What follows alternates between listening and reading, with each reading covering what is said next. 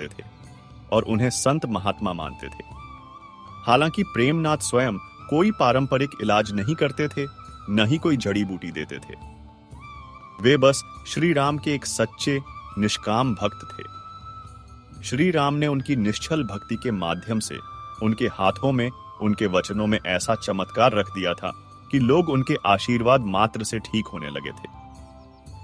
कोई लोग उनके पास में बहुत बड़े दुख लेकर आते हैं तो वह उन्हें भगवान श्री राम के आदर्श और उनकी कहानी सुनाते थे। है वही सुनकर खुश हो जाते हैं और अपने दुख भूल जाते हैं।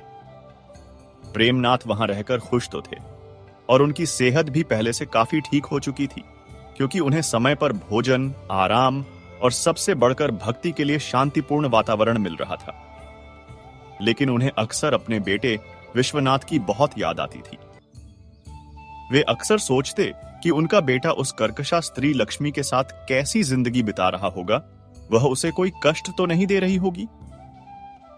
दूसरी ओर विश्वनाथ अपने पिता के घर छोड़कर चले जाने के बाद से उन्हें ढूंढने में दिन रात एक कर रहा था। वह हर संभावित स्थान पर, हर रिश्तेदार के यहां, हर जान पहचान वाले से उनके बारे में पूछता फिर रहा था।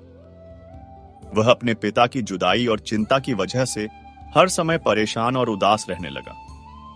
इस निरंतर परेशानी और मानसिक तनाव के कारण वह अपने खेतों में भी ठीक से काम नहीं कर पा रहा था।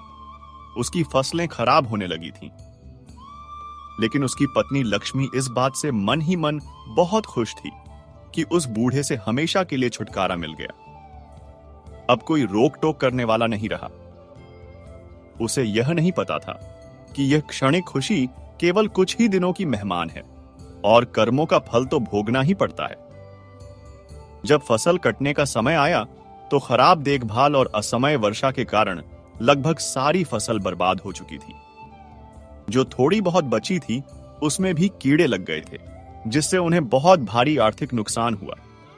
उनकी कुछ दुधारू बकरियों ने दूध देना बंद कर दिया और कई बकरियां अज्ञात बीमारी के कारण मर गईं। जब घर के आर्थिक हालात बहुत खराब हो गए तो लक्ष्मी ने अपनी असलियत और भी खुलकर दिखाना शुरू कर दिया।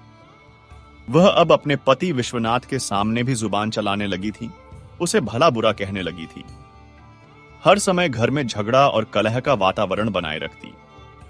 जब विश्वनाथ खेतों में नहीं जाता या काम पर मन नहीं लगा पाता तो उसे ताने देती, नकारा, निकम्मा और कामचोर कहती। यहां तक कि उसे ठीक से 2 वक्त का खाना भी नहीं देती थी। वह खुद तो छिप छिप कर अच्छा घी चुपड़ा खाना खा लेती, लेकिन विश्वनाथ को जो कुछ रूखा सूखा